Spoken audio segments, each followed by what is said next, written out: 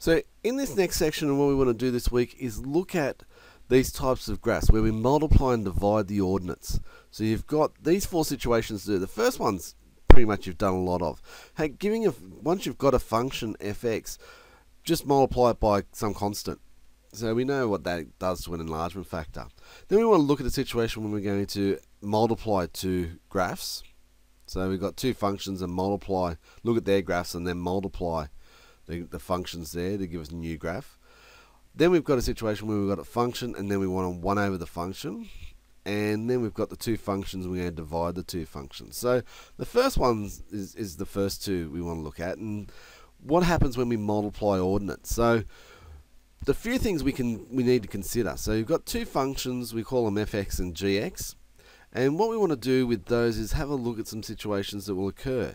Now, first things we need to do is check for critical values and restricted domains. So look at a situation where you cannot have values there. And also you need to look when either the function of x or g of x is equal to 0. So that's going to be a critical value. Those are going to be critical values we need to have a look at. Because on that point's made there. So if they're either equal to 0, then the multiplication of them is equal to 0. Look at the values of the x. So when they're both positive, the multiplication will give you a positive. When either of them are negative and one's positive, then the multiplication of them is going to give you a negative. And if they're both positive, they've got both negative values there, they're going to end up with a positive value when they multiply.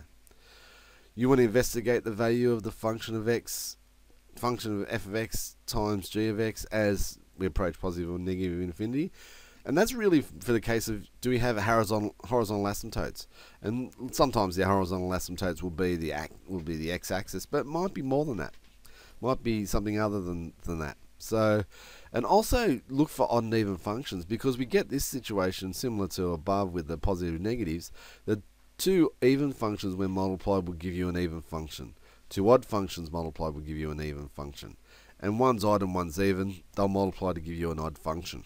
So you can look at that, and that could help you with your curve sketching. So let's put those ideas together. If we can draw x cubed, we know how to draw x cubed. That's pretty boring. But if we consider it by drawing y is equal to x and y is equal to x squared. So the blue's y is equal to x, our red is y is equal to x squared. So we need to consider, where does it go through 0? Well, they all go through 0 at the origin, so the multiplication of them will be as they go through the origin there. When you also need to have a look at the idea, if one's an odd function, one's an even function, y is equal to x is an odd function, y is equal to x squared is an even function, so an even function times an odd function gives you that odd function. So that works as well, so you can see that that's going to be the odd function in the pink. Also, look at where they both go through 1. They both multiply at 1, so all three graphs go through 1 there. And when x is equal to minus 1, x squared is equal to 1, so the 1 times the minus 1 makes it a minus 1 there. Also have a look at the idea of where they're both positive. The new function of the multiplication is positive, and where one was positive and one was negative, the multiplication gave us the negative there. So that we can use that to consider all those things we saw back here, that all those work for what we're seeing with these curves. So what happens is it goes to positive and negative infinity as well, because they both go to positive infinity, so that would go to positive infinity. One goes to positive infinity, the other one goes to negative infinity, so it would go to negative infinity, but a bit quicker as well. So what about this idea, like 2 times the natural log of x? So our grey is our natural log of x. What happens when you multiply it by 2? Well, basically it's the same shaped curve, except it goes through the same point there, and all the values just double. So it comes a little bit slower in that regard than this curve, but then increases really quickly. So it approaches negative infinity quicker and approaches positive infinity quicker, double at the rate. X and x minus 1. Well, consider each of them separately. We've got two straight lines. So there's y is equal to x, there's y is equal to x minus 1. So considering those and what we knew, so where do both curves go through 0? And so our new curve will go through 0. Where they're both positive, that's going to make it go to positive infinity, and it's going to go to positive infinity. So where they're both positive, the curve's positive there. And so after 1, they were both positive, so it went to the curve's positive. Where they were both less than 0, they're both negative. There, so you can see that's negative, so it's positive there. And between minus 1 and 1, they're one's positive, one's negative, so our new curve is negative. So we can see that. We also get this one, both going to negative infinity, they multiply to give us positive infinity, so we can see it going there.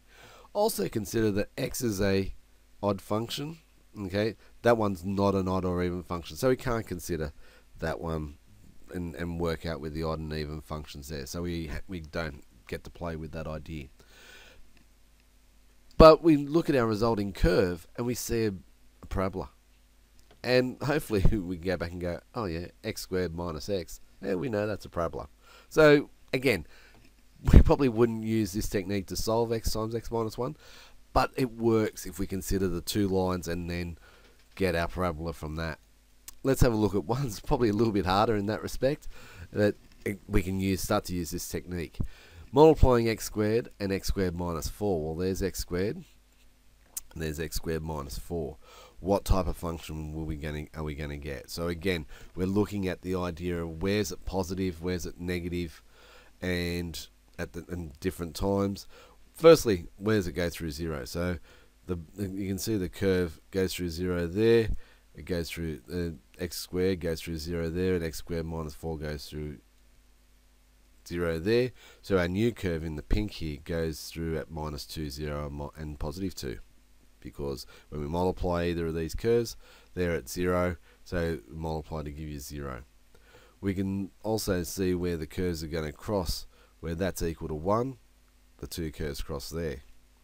Where that, again, when that's equal, when the curve functions there equal to 1, the curves cross there.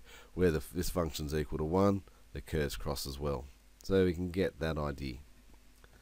Now, we again consider them both being even functions. Our new curve is going to be an even function.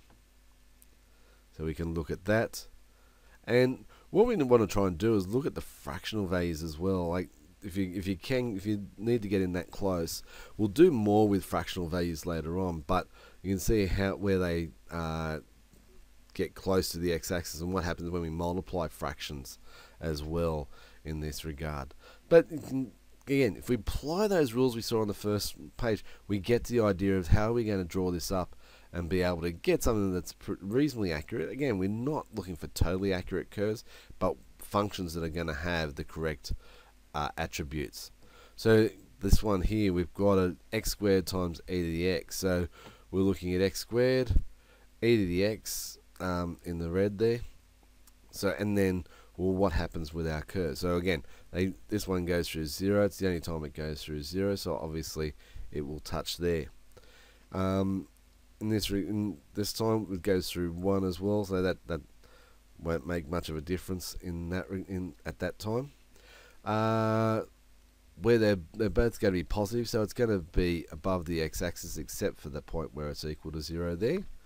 And we want to look at the idea of both goes to positive infinity.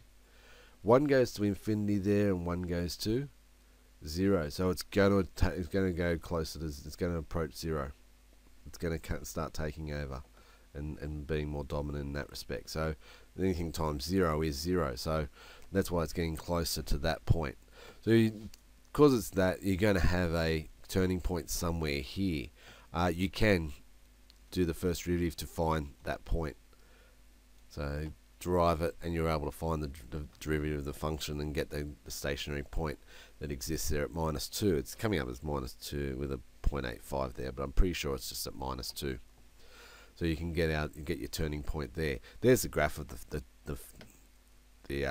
derivative as well. So you can see it's going through at -2. So there's how we can do a function like that. Again, consider all those steps that we need to take into consideration. I think this graph's a little bit different to yours in your notes. I've actually just drawn it again to get one that's a little bit closer to the axis and not so big a scale. The curve x there, y is equal to x, and the pink one is 2 plus square root of x. So it's just the top part there. And so what's happening? Again, we look at this only being defined for x being greater than 0, so you've got to take that into consideration, greater than or equal to 0, because you can't have the square root of a negative number, so it needs to only start from there, because that's only starting there, it's not defined. The new curve wouldn't be defined there as either. When x is equal to 0, well, we saw that the line y is equal to x going through there, so that's why we're starting at the origin, and they're both rising curves from that point on, so they're both approaching infinity, so it's going to rise inside, so it's going to start off and then keep rising as you go through there. So there's one where we have a restricted domain, and we have to keep that idea of a restricted domain in check as well as we go through and do that. So there's how we start to multiply two curves. Try to look for those rules, look for where the curves are positive and negative, and because you're going to do the multiplication there, look for where the curves are equal to 0, or equal to, the functions are going to be equal to 1, and also if you can, try to keep the idea of an odd and even function involved, because again, what you're trying to do is make life easier to draw these new curves given two functions and then multiplying them.